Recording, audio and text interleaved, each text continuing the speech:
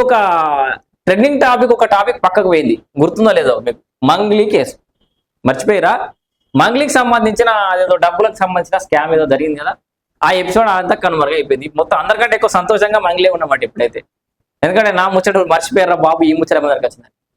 మళ్ళీ ఈ ముచ్చట కూడా 4 రోజులు ఉంటుందంటే ఇది కూడా కష్టమే. మళ్ళీ ఇంకా రాష్ట్రంలో ఇంకేదో సంఘటన జరిగితే మొత్తం కెమెరాలు అటే పోతాయి, మహిళా మండలంతా అటే పోతారు, ఈ అక్క ఆ అక్క మొత్తం ఉన్నలంతా మళ్ళీ అటే ఇది ఇట్టే ఇడిచిపెడతారు.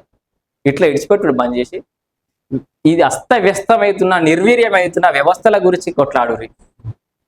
ఏసీబీ వాళ్ళలో చిక్కున్నటువంటి అధికారుల గురించి మాట్లాడురి. ఇంకే ఎన్ని రోజులు ఇట్లా లంచాలు తీసుకున్న అధికారులు ఏడిపోతురు?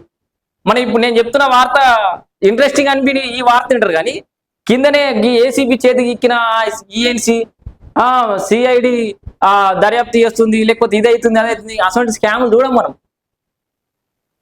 వ్యవస్థలు ఎంత సర్వనాశనం అన్నా కానీ ఎవడు ప్రాజెక్టులు ఎట్లన్నా కుప్పగూలని, నాణ్యత లేకుండా ప్రాజెక్టులు ఎవడన్నా గట్టని, ఇంజనీర్లు ఏమన్నా కానీ, డూప్లికేట్ డాక్టర్లు ఎంతమంది అన్నా చంపని, ఇట్లా అవినీతి ఎంత రాజ్యమైనా సరే కానీ మనకు అవసరం లేదు. వ్యవస్థలు ఎంత నిర్వీర్యమైనా సరే కానీ కేవలం యూట్యూబ్ కంటెంట్ ఎంబడబడుతూ యూట్యూబ్ ట్రెండ్ ఫాలో అవుతూ రాజకీయ నాయకులు, ఇంజనీర్లు, డాక్టర్లు, రాష్ట్రంలో దేశంలో అందరూ కూడా మీడియా వల్ల, ఈ వీడియోల వల్ల ఇన్ఫ్లుయెన్స్ అవుతున్నారు, ఇన్స్టా వల్ల ఇన్ఫ్లుయెన్స్ అవుతున్నారు తప్పితే నిజమైన సమస్యల మీద కూడా ఇన్ఫ్లుయెన్స్ అవుతూ వాటి మీద మాట్లాడుతూ అవేర్నెస్ చేస్తున్న వాళ్ళు చాలా తక్కువ మంది అయిపోయారు. సో దయచేసి రాష్ట్రంలో ఉన్న ప్రతి యువకునికి, యువతికి, అందరికి కూడా మరీ చెప్తున్నా, ఈ ఒక్క కేసే జీవితం అంతా, ఈయన ఒక్కరిని ఆ బండి పిల్లగాని తీసుకుపోయి జైలు వేయగానే వ్యవస్థలు మొత్తం మారాయి.